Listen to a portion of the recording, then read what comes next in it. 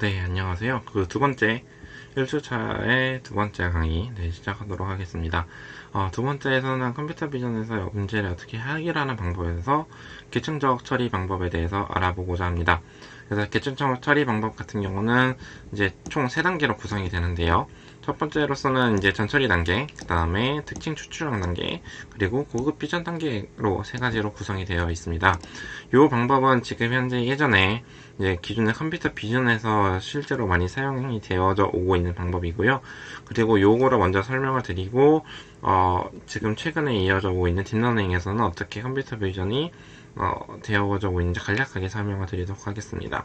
그래서 먼저 영상이 들어온다고 하면 먼저 저급 비전, 그러니까 저급 비전이라고 하면 그냥 단순하게 엣지나 그러니까 뭐 특징만을 추출하는 게 결국에 이제 특징 추출까지 그냥 저 차원에서 이제 특징들을 추출하는 과정까지가 저급 비전이라고 이제 보시면 될 것 같고요.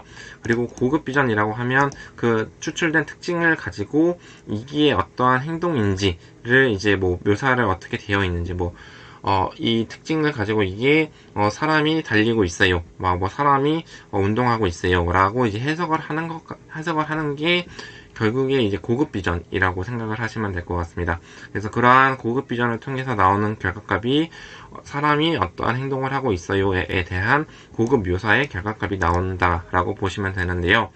이제 말씀드렸던 것처럼 전처리 단계에서는 예를 들어서 컴퓨터 비전에서 영상 처리 기술 뒤에 저희가 배우는데 모폴리지 연산이라든지 아니면 샤프닝이라든지 그러한 여러 가지 영상 처리 기술들이 전처리 단계에 주로 많이 사용이 되어져 있고요. 그리고 특징 추출 같은 경우는 말씀드렸던 엣지 성분, 그러니까 영상에서 이제 사과 끝에 이제 색상이 달라지는 부분들이 있잖아요. 그 부분이 엣지가 될 거고, 아니면 성분이라든지 원, 그리고 코너. 그러니까 코너라는 거는 이제 네모난 이미지가 있으면 그 양쪽에 그 꼭지점 부분이 코너가 될 거고요.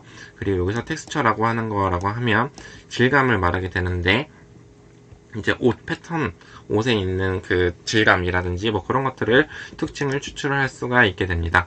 그 과정이 특징 추출 단계라고 보시면 될 것 같고요. 그리고 고급 비전 단계는 이제 결국에 추출이 된 특징을 입력을 받아서 그 해당한 특징이 이러한 어떤 꽃의 패턴을 가지고 있어요. 혹은 이제 이러한 사람은 몸무게가 이러한 사람들은 이제 어떠한 행동을 하고 있고 어디서부터 어디까지 이동을 했어요. 그런 식의 고급 묘사 등을 이제 출력을 할 수 있는 게 고급 비전 단계라고 이해를 해주시면 될 것 같습니다. 이게 기존의 컴퓨터 비전에서의 처리 과정인데, 아까 말씀드렸던 컴퓨터 비전과 이제 딥러닝을 사용을 한다라고 하면 결국에 이 딥러닝이라는 거는 이 영상 하나만 있고 출력인 고급 묘사, 그러니까 결국에 딥러닝의 인풋으로는 영상 하나가 들어가는 거고 출력으로는 고급 묘사 하나만 나오게 되는 거예요. 그렇기 때문에 딥러닝 혹은 지금 인공지능은 결국에 저급 비전, 결국에 이 고급 비전인 결국에 요 두 개가 동시에 이루어진다 라고 이해를 하시면 될 것 같아요. 그게 컴퓨터 비전에 있는 딥러닝 알고리즘이 요 안에 내부에 있는 모델에서 요 과정들이 동시에 수행이 된다 라고 이해를 해주시면 될 것 같습니다. 요 딥러닝 관련해서는 아마 중간고사 이후에 제가 수업을 기획을 해놨는데 그때 아마 다시 그렇게 컴퓨터 비전에 있는 딥러닝 응용 알고리즘들을 같이 한번 볼 수 있을 것 같아요. 그래서 아까 말씀드렸던 것처럼 컴퓨터 비전에 있는 알고리즘에서는 결국에 문제 해결 도구로서는 기존에 있는 자료 구조 그리고 알고리즘 등을 이용해서 컴퓨터 비전 문제를 해결을 하고자 합니다. 그래서 영상 같은 경우는 수치값으로 나오기 때문에 결국에 2차원 배열을 많이 사용을 하고 거기에 이제 트리라든지 그래프라든지 자료 구조를 많이 사용을 하고요. 그리고 이런 물체들이나 그런 것들을 검색하는 데 있어서 힙이나 해싱이나 산책트리나 그러한 여러 가지 알고리즘들을 사용을 하게 됩니다. 그리고 또한 이제 특징을 저희가 표현을 해야 하는 특징을 추출을 하고 그러한 특징을 표현을 해야 된다라고 말씀을 드렸었는데요. 그럴 때는 점선면 혹은 초평면의 기하적인 요소를 결국에 벡터나 행렬 등을 이용을 해서 표현을 하게 됩니다. 그래서 이제 알고리즘이나 그런 자료 구조들은 이제 처리를 하는데 조금 사용을 하고 실제로 데이터를 표현을 하는 데 있어서는 특징들은 점선면 혹은 벡터 행렬들을 이용을 하기 때문에 벡터 연산들 벡터 영상 등을, 그러니까 초평면인, 다시, 중간에 끊긴 것 같은데요. 영상에서 추출한 특징이나 점선면 등을 이용을 해서 결국에 벡터나 행렬들을 사용을 해서 표현을 한다라고 이해를 해주시면 될 것 같습니다. 네. 그렇게 되고요. 또한 이제 문제 해결도로서 아까 말씀드렸던 자료구조나 이제 알고리즘을 사용을 하고, 또한 수학을 많이 사용을 하는데, 수학은 이제 왜냐하면 문제 정의를 할 때 대부분 수학이 물리적으로 이제 문제를 정의를 하고 그거를 프루빙 증명을 할 수 있기 때문에 수학을 많이 사용을 해요. 그래서 문제를 공식을 하고 푸는 알고리즘 도출하는데 수학을 많이 사용을 하고요. 또한 아까 말씀드렸던 행렬 연산, 행렬 매트릭스나 그런 것들을 다루는 데 있어서는 리니어 알지브라, 그러니까 선형대수를 많이 사용을 하고, 그리고 변화량을 측정을 하거나 이제 극점, 결국 왜냐면 영상들이 이제 단일 이미지 같은 경우는 변화량을 뭐 측정을 할 수가 없겠지만, 이제 시간적으로 흘러가는 과정들을, 영상이 물체가 움직이는 과정들을 따라가거나 아니면 이 물체가 계속 예를 들어서 물체를 트래킹을 해야 돼요. 그러면 그럴 때는 변화량을 측정을 해야 되겠잖아요. 그럴 때는 이제 극점이나 탐색을 하기 위한 미분학 등의 이제 수학 등이 사용이 되게 되고요. 그리고 또한 이제 의사결정이나 이제 분류를 위해서는 이제 확률과 통계 등이 이제 적용이 되게 됩니다. 뭐 예를 들어서 의사결정 같은 경우는 신뢰도라는 맵이라는 게 있는데, 그 맵에서 결국에 나온 결과값을 보고 그게 실제로 이제 왜냐면 영상에서 예를 들어서 설명을 드릴게요. 그러니까 암이라는 이미지가 있어요. 그 암이라는 이미지를 가지고 그거를 의사결정을 해야 되는데, 이게 실제로 암인지 아니면 암이 아닌지를 판단을 해야 되는 의사결정을 해야 돼요. 근데 그렇게 하는 과정에서 결국에 확률이죠. 결국에 이게 암인 확률이 높은지 아니면 이제 암이 아닐 확률이 높은지를 먼저 확률적으로 뽑아내야 되고, 그 확률적으로 뽑아낸 거에서 n 결과값에서 결국에 인계값을 주어서 이제 분류를 하게 되는 거죠. 여기서 말하는 인계값이라고 하면 이제 0에서 1 사이라고 이제 값이 있다라고 하면, 만약에 0.5를 기준으로 한다라고 하면 0.5 이상은 이제 1이 되고, 만약에 0.5 미만은 이제 0이 되게 되는 거죠. 그러한 이제 기준점이 결국에 인계값이다라고 이해를 해주시면 될 것 같고요. 또한 이제 문제 해결 도구로서 아까도 말씀드렸지만 이제 기계학습이라는 게 있고, 그 기계학습 내에서도 머신러닝 그리고 딥러닝이라는 게 있습니다. 그래서 신경망 쪽이 결국에 이제 딥러닝이라고 부르게 되는 거고요. 딥러닝은 이제 단일 신경망만 사용을 하는 게 아니라 이제 다수의 신경망이 여러 개의 층으로 쌓여서 이제 여러 개의 층들이 이제 학습을 하는 것이 결국에 딥러닝이라고 생각을 해주시면 될 것 같고요. 그리고 아까 말씀드렸던 머신러닝 같은 경우는 그러니까 결국에 이제 다수의 신경망을 학습을 하는 것이 아니라 단순하게 여러 가지 알고리즘들을 이제 최적화 쪽으로 이제 적용을 해가지고, 최적화 혹은 단순한 알고리즘 논리적인 연산 등을 통해서 조금 이제 분별을 하는 것들이 이제 머신러닝 쪽이라고 생각을 해주시면 되는데, 그러한 머신러닝 쪽에서는 결국에 SVM, 그다음 아다부스트, 이러한 랜덤 포레스트 등의 이러한 알고리즘 등이 있다라고 보시면 될 것 같습니다. 그래서 그러한 이제 기계학습에는 결국에 이제 인공지능, 그러니까 뭐 신경망과 이제 딥러닝과 이제 머신러닝, 그게 두 가지로 크게 나누어지는 것을 보실 수가 있습니다. 네, 여기까지가 문제 해결 도구에 대해서 지금 말씀을 드렸는데요. 문제 해결 도구는 요약을 하면 자료구조와 알고리즘, 그리고 수학, 그리고 기계학습을 통해서 컴퓨터 비전 문제를 풀 수가 있다 라고 이제 이해를 해주시면 될 것 같습니다. 그래서 따라서 아무리 공대생 여러분이 이제 수학 등을 배우잖아요. 근데 수학을 왜 배우는지에 대한 이해도가 떨어지는 경우가 있단 말이에요. 그렇기 때문에 이제 저희가 뭐 프로젝트라든지 아니면 실제로 이제 과제를 하실 때도 이제 문제를 알고리즘으로 컴퓨터로 풀었으면 그런 컴퓨터로 푼 거를 뭐 수학으로 증명을 할 수도 있고요. 그렇기 때문에 수학과 이러한 이제 기계학습 알고리즘, 그 다음에 자료구조 알고리즘은 서로 여러분께서 이러한 컴퓨터 비전 혹은 이러한 IT 계열로 계속 있으시다고 한다고 하면 그러한 것들은 꼭 다 대부분 잘 아셔야지만 이제 나중에 실제 현업으로 나가셨을 때나 아니면 학계로 나가셨을 때 많이 응용해서 여러분이 잘 푸실 수가 있어요, 문제들을. 그렇기 때문에 실제로 이제 수업 컴퓨터 비전 문제를 다루는 이제 현업에서는 결국에 데이터가 부족한 경우가 있고, 그리고 뭐 데이터 품질이 안 좋은 경우가 있고, 그런 데이터들을 어떻게 하면 더 잘 얻을 수 있는지 컴퓨터 비전 문제로 풀어야 되는 경우도 있고요. 그런 여러 가지 문제들이 있어요. 그리고 또한 물체가 이제 서로 겹쳐져 있으면 뒤에 있는 물체를 계속 따라가야 되는데, 그 뒤에 있는 물체를 계속 따라가는데 인식이 잘 안 되는 문제점들도 있어요. 그런 것들이 이제 연구 쪽으로 되어 있고, 그렇기 때문에 컴퓨터 비전 문제는 엄청나게 다양하게 많이 있습니다. 그래서 그러한 다양하게 있는 문제들을 해결을 하고, 그 해결하는 방법은 이제 알고리즘 자료 구조 혹은 기계학습으로 이제 해결을 하게 되는 거고, 그런 것들을 뭔가 수리적으로 증명을 해서 왜 잘 되는지 이제 이유를 보여줘야 될 거 아니에요, 사람들한테. 그러면 이제 수학이나 아니면 혹은 이제 왜 그러한 이유 결정이 되는지에 대해서 이제 그런 프로빙 증명 과정을 이제 수학 등 혹은 이제 단순한 실험 예제 혹은 토이 이그젬플 왜 성능이 이렇게 나왔는지에 대한 분석 등을 해주는 어떠한 이제 실험을 따로 설계를 해가지고 그렇게 증명을 한다든지, 그렇게 이제 컴퓨터 비전 문제를 이제 해결을 하고 있습니다. 네, 이러한 컴퓨터 비전 문제를 이제 아까 말씀드렸던 이러한 세 가지가 주로 많이 사용이 되는 방법이고, 거기에서 이러한 세 가지가 서로 상호작용적으로 응용이 돼서 여러 가지 다양한 문제점들을 이제 풀고 있다라는 것이 중요한 내용이 되겠습니다.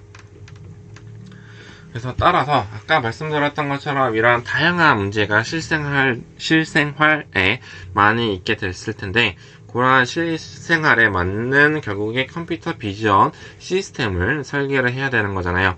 그렇기 때문에 여러분이 이제 실생활에 만약에 초급 개발자, 중급 개발자 혹은 고급 개발자로서 이제 고급 개발자 혹은 연구자로서 이제 실제 산업계로 나가셨을 때, 이제 어떠한 이제 위에 있는 상사분께서 이제 어떠한 문제 시스템을 만들어 달라라고 이제 요청이 들어왔을 거 아니에요. 그 요청이 들어왔으면 먼저 해당 문제가 그 요청 내용이 어떠한 문제를 풀어야 되는지에 대해서 여러분이 이해를 하셔야 돼요. 그렇기 때문에 문제 이해 과정이 첫 번째로 이제 동작을 해야 되고요. 그리고 그 문제를 정의를 하고 나서는 이제 데이터베이스를 수집을 해야 되는데, 데이터베이스 4학년 학생들이니까 데이터베이스라는 용어를 이해한다 할 수도 있긴 하겠지만 모르는 학생이 있다라고 가정을 하고 저는 이제 한 번 더 말씀을 드리도록 하겠습니다. 그래서 여기에서 말하는 데이터베이스라는 거는 데이터 저장소를 말하는 거예요. 그렇기 때문에 이제 그 문제에 맞는 데이터들을 여러분이 수집을 하셔야 됩니다. 그래서 그 해당하는 데이터들을 수집을 하신 다음에요, 그 해당하는 데이터를 수집을 하고 그러한 데이터에 맞는 풀어야 되는 문제가 있을 거 아니에요. 그 문제의 목적대로 이제 알고리즘을 설계를 하시고 그리고 구현을 하셔야 되는 거죠. 그러면 하나의 알고리즘을 먼저 구현을 하고, 또한 여러 가지 다수의 알고리즘을 여러분이 구현을 하실 거 아니에요. 그러면 다양한 알고리즘들을 구현을 하신 다음에 거기에서 가장 좋은 성능을 내는 알고리즘, 그리고 이게 좋은 성능이 내는 게 무조건 좋은 거는 아니에요. 왜냐면 실제로 그런 알고리즘이 어딘가에 들어가야 되잖아요.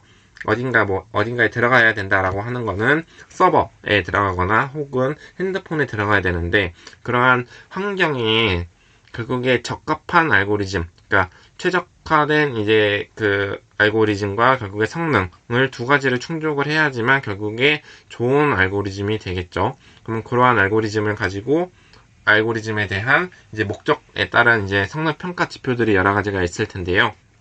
뒤에서 이제 성능평가 알고리즘 부분에 대해서 제가 다시 한 번 더 설명을 드리긴 하겠지만, 이제 그러한 과정을 이제 프로세스를 계속 반복적으로 여러분이 수행을 하게 되는 거죠.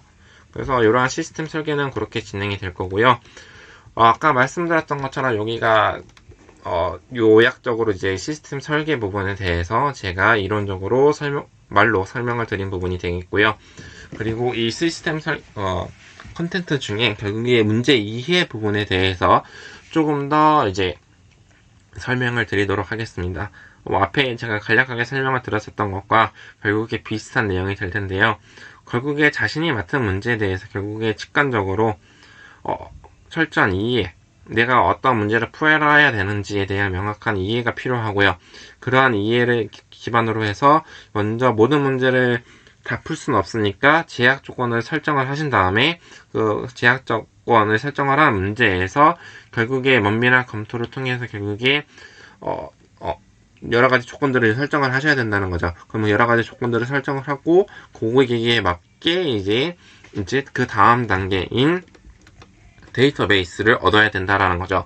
이 데이터베이스를 얻어야 된다는 거는 결국에 데이터들을 획득을 해야 되는데 고품질의 데이터들을 이제 획득을 해야 된다. 왜냐하면 고품질이 아니라 이제 쓰레기 같은 데이터, 품질이 좋지 않은 데이터들을 만약에 모은다라고 하면 알고리즘 등이 이제 성능이 잘 안 나오는 경향성이 있어요. 그렇기 때문에 좋은 이제 품질의 데이터들을 획득을 하셔야 되고요. 그리고 또한 이 영상 DB나 혹은 데이터베이스 같은 경우는 양쪽 질, 그러니까 영상의 품질이라든지 데이터의 수량이라든지 그런 것들이 다양하고 좀 양이 많아야 돼요. 그렇게 수집을 하셔야 되고요. 실제로 이렇게 데이터들을 이제 모았으면 실제로 이제 알고리즘에 적용을 해서 이제 알고리즘 성능 평가 등을 진행을 하게 되는데요. 시스템을 학습하는 데 사용하는 거는 트레이닝 세트라고 부르게 되는 거고, 그리고 실제로 구현이 된 시스템을 트레이닝 세트는 여기 있고요. 그리고 시스템의 성능을 평가를 하는 데는 이제 테스트 데이터를 적용을 하게 되는 거고요. 그리고 이제 실제로 테스트 데이터가 이제 학습을 한 시스템에 결국에 평가를 하게 되는 거고, 그리고 이렇게 두 가지 데이터셋으로 나눠지게 되고, 혹은 두 가지 혹은 세 가지로 나눌 수도 있는데요. 그러니까 평가하는 부분, 그러니까 시스템을 학습하는 부분이 결국에 트레인 데이터셋이 아니라 하나 더가 밸리데이션 셋으로 하나가 더 추가가 될 수 있는데, 그 밸리데이션 데이터셋은 이제 이 모델이 잘 검증이 됐는지를 평가하는 요소로서 이제 사용이 될 수가 있어요. 그래서 예를 들어 트레이닝 셋과 테스트 셋 두 개로 나눌 수도 있고, 아니면 트레이닝 셋 그리고 밸리데이션 셋 그리고 테스트 셋으로 세 가지로 나눌 수도 있고요.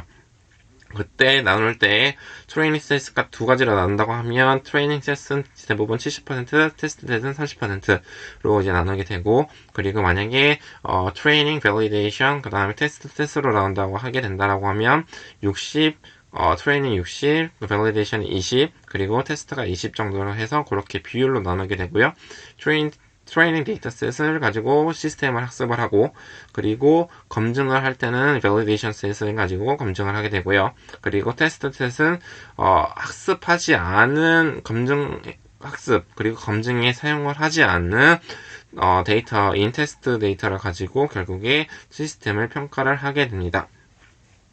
그래서 이러한 데이터 평가 방법, 데이터 정의를 제가 말씀을 드렸고요. 거기에서 데이터를 결국에 이제 그 데이터를 가지고 학습을 해야 되는데, 그 학습을 하려고 하면 적절한 레이블이 필요를 하게 돼요. 그러면 이 레이블이 필요한데, 그러한 레이블 정보를 그라운드 트루스, 실제 정답이기 때문에 그라운드 트루스라고 부르게 되고요. 여기서 정답이라고 말을 하면 사과 이미지를 보고 그 사과 이미지가 사과인지를 레이블링을 해야 된다라는 거고요. 그리고 그러니까 정답을 표현하는 방법이 이제 레이블링을 하는 경우가 있고, 약하게 레이블링을 하는 경우도 있고, 그거는 조금 더 이제 컴퓨터 비전을 조금 더 많이 배우시면 지금 제가 말하는 내용들을 이해를 하실 수가 있는데, 그런 것들은 이제 관심이 있으신 분들은 저한테 따로 물어보시면 제가 말씀을 드릴 수는 있긴 하겠지만, 그냥 가장 중요한 거는 먼저 이해를 하기 위해서는, 컴퓨터 비전에서 학습을 하기 위해서는 이제 레이블이 필요하다라는 거를 여러분이 알아주셨으면 좋겠습니다. 그리고 이렇게 레이블까지 설계를 했으면 결국에 우리가 풀어야 되는 목적에 맞게 적절한 알고리즘들을 이제 작성을 해야 되고요. 그러면 적정한 알고리즘들을 이제 개발을 했으면 이제 그 알고리즘들을 테스트를 하는 과정들이 필요하겠죠. 그런 테스트하는 과정들을 이제 이 수업 시간에 놓은 외의 내용이긴 하겠지만, 여러분이 추가적으로 나중에 개발을 하실 때 도움이 될 수 있도록 여러 가지 그냥 키워드만 말씀을 드릴게요. 테스트 A나 테스트 B나 그런 테스트 방법들이 있고요. 그리고 그러한 방법들을 가지고 결국에 알고리즘 등을 테스트를 진행을 하거나, 아니면 QA라고 이제 인터넷에 쳐보시면 이제 그러한 것들을 통해서 시스템을 검증을 하는 과정 등을 요거는 시험에는 나오진 않고 그냥 여러분이 추가적으로 공부를 하셨으면 해서 이제 말씀을 드리는 부분이고요. 그래서 주어진 문제에 대한 통찰력과 공학적인 베이스를 통해서 시행착오로 경험치가 많아지거나 예를 들어서 이제 경험치 누적이라든지 그런 것들이 많아지면 결국에 시행착오를 줄일 수 있기 때문에 좋은 알고리즘들을 여러분이 이제 설계를 하실 수가 있다는 거고요. 그리고 프로그래밍, 결국에 데이터를 저장을 하고 데이터를 불러오고 그거 데이터들을 처리를 하는 데 있어서 기본적인 자료구조, 알고리즘 등을 이용을 해서 이제 적용을 해야 되기 때문에 프로그래밍 환경과 같이 이제 적용을 해야 된다라는 것이 두 가지 내용이 되겠습니다. 그리고 아까 말씀드렸던 것처럼 성능평가가 이루어져야 되는데, 예를 들어서, 카메라에서 그러니까 주변에 이제 자동차를 찍은 영상이 들어왔는데, 그 자동차가 세단인지 버스인지 트럭인지를 분류를 해야 되는 컴퓨터 비전 시스템이에요. 그럴 때에는 결국에 이제 이러한 성능 지표가 필요하다라는 거를 이제 말씀을 드리고 있습니다. 그래서 첫 번째로서는 정인식률, 기각률, 오류율, 혼동행렬, 강건이라는 성능 지표들이 필요한데요. 강건은 지금 제가 여기 밑에서 써놨지만 시스템이 작동을 하는 데 있어서 실시간적으로 동작을 하고 있는 시스템이에요. 근데 외부 환경, 환경이 물체가 이제 사람이 행동을 하면 이제 변할 거 아니에요. 그럴 때 변할 때 계속 인식이 잘 되고 있는지 등을 이제 평가하는 요소로서 이제 강건이라는 게 있고, 그리고 또한 이제 노이즈라든지 그런 것들이 꼈을 때 시스템이 잘 동작이 되는지를 확인을 해야 된다라는 게 하나가 있고요. 그리고 성능 지표로서 아까도 말씀을 드렸지만 이제 테스트 데이터를 이제 설정을 한다라고 말씀을 드렸었잖아요. 그러면 테스트 데이터에 대한 숫자가 결국에 n으로 표기가 될 거고요. 그 n으로 표기된 거는 결국에 여기서 CRE라고 이제 결국 결합이 된 게 n이 되게 되는 건데, 결국에 그러한 시스템에서 실제로 실제로 평가를 했을 때에 맞는 샘플 레이블을 설정을 한다고 했잖아요, 사전에. 그러면 실제로 레이블에 맞게 이제 맞는 샘플이 나온 거나 아니면 실제 레이블 된 것과 이제 레이블이 틀린 것들, 그리고 기각한 샘플 수 것들이 있을 거고요. 그러한 것들을 기반해서 결국에 전체 데이터 수, 그 다음에 거기에 올바르게 인식이 되는 놈, 그리고 그러니까 기각률이라는 거는 결국에 이제 실제로 이렇게 제출을 했는데 그게 안 된다라고 빡구를 먹는 거죠.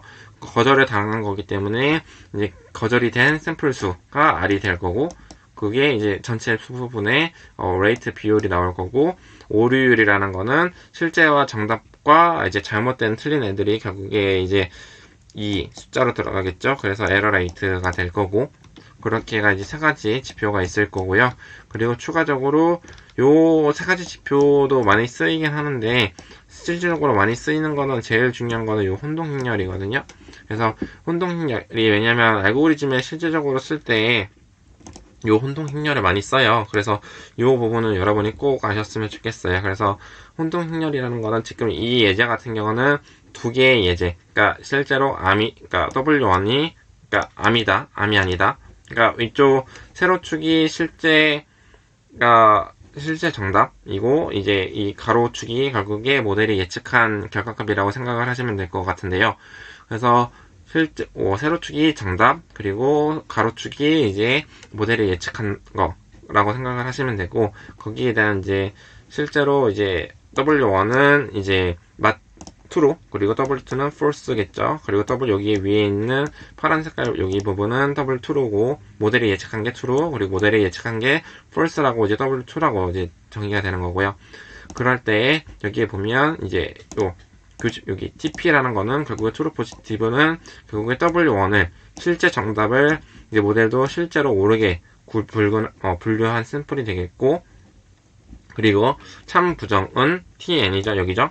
TN은 결국에 모델이 실제 정답을 모델 예측도 정확하게 이게 틀렸네요. 그러니까 잠시만요. 거짓으로 분류를 한 샘플이 이제 옳게가 아니라 거짓이에요. 거짓으로 이제 분류한 샘플이 되겠고요. 여기 틀렸고요. 그리고 거짓 부정 같은 경우는 결국에 W1을 결국으로 W1 어딨어요? 네, W1을 결국에 이제 모델 예측이 잘못해서 WN 여기로 예측을 하기 때문에 모델 예측은 거짓으로 나오게 된 샘플이 되겠고, 거짓 긍정 같은 경우는 거짓인 데이터인데, 그러니까 실제는 정답인 그러니까 실제는 거짓인데 그거를 맞다라고 이제 표현을 한 거죠. 여기 맞게로 바뀌어야 돼요. 네, 이게 아니라 네, 맞게로 이제 분류한 샘플이 결국에 TP라고 생각을 하시면 될 것 같습니다.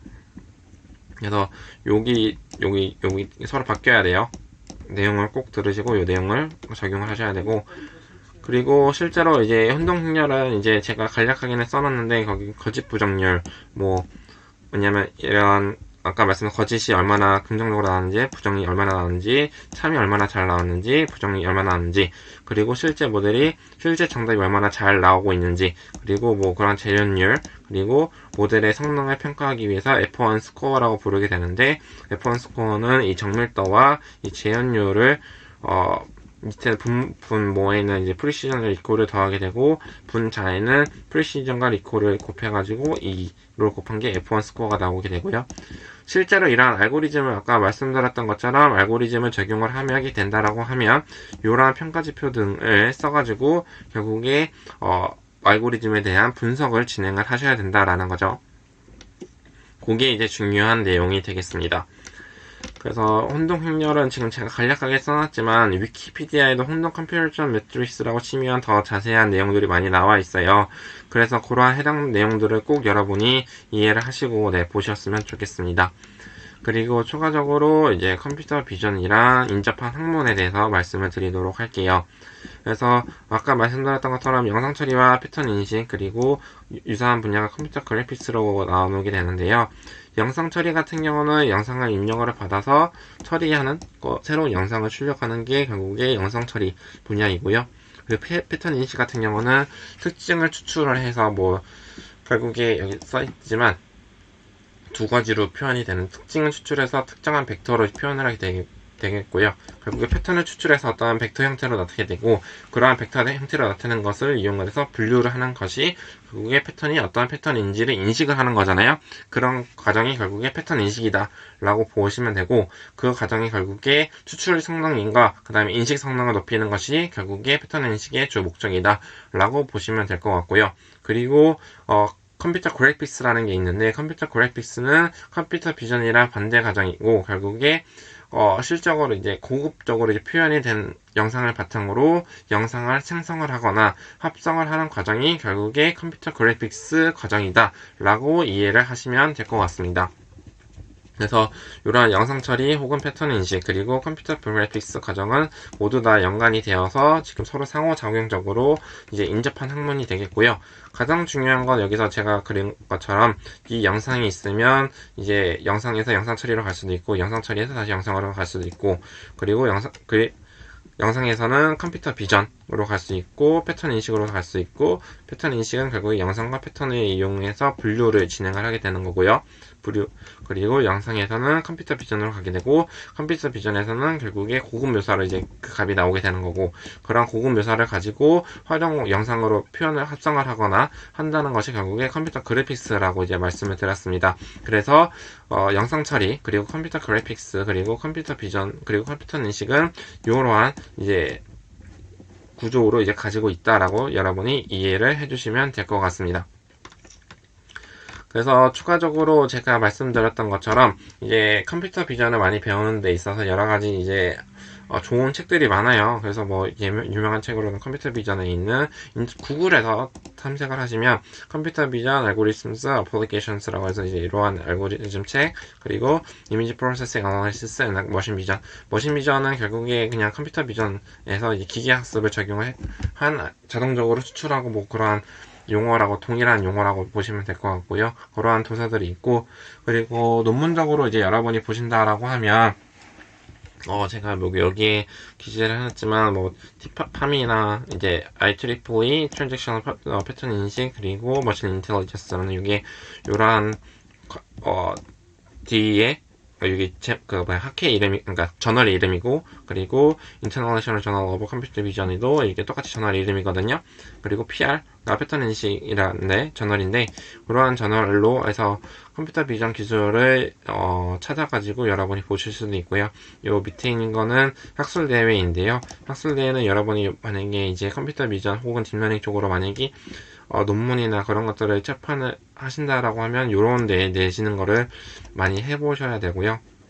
그래서 뭐 인터내셔널 컨퍼런스 여기도 ICCV도 유명한 데고 그리고 CVPR이라든지 아니면 뉴럴립스라든지 뭐랑 컴퓨터 비전 관련해서도 중요한 여러 가지 학회들이 있습니다.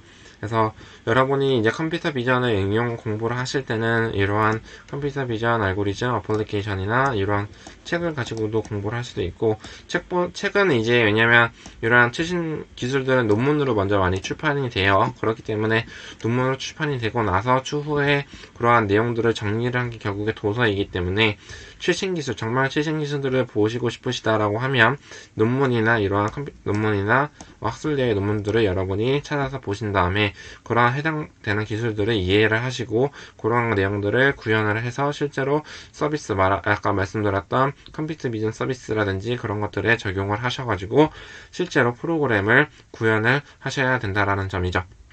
그렇기 때문에 그러한 해당되는 내용들을 이제 구현을 하려고 하면 이러한 저널이나 이제 에서 나오는 기술들을 여러분이 보고 공부하고 응용해서 이제 시스템을 만들어야 되고 그런 것들 혹은 실제로 다른 뭐 기존 회사에서 최신 유명한 회사에서 만든 서비스나 혹은 그런 것들을 다 여러분이 이해를 하신 다음에 그런 것들을 재구현을 해서 동작할 수 있는 그러한 능력들을 여러분이 키우셔야 됩니다. 그래서 그런 과정들을 여러분이 꼭 배우셨으면 좋겠고요.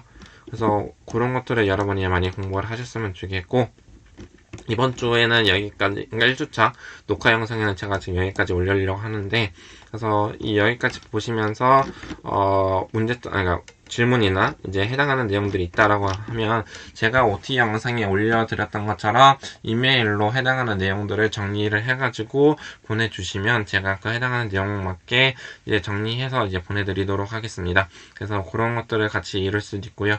그리고 네, OT나, 그 실시간 강의 때 조금 더, 여러분이랑 만나가지고 그런 것들을 조금 더 같이 해보도록 하겠습니다. 여기까지가 녹화 강의 영상을 마치도록 하겠습니다. 네, 감사합니다.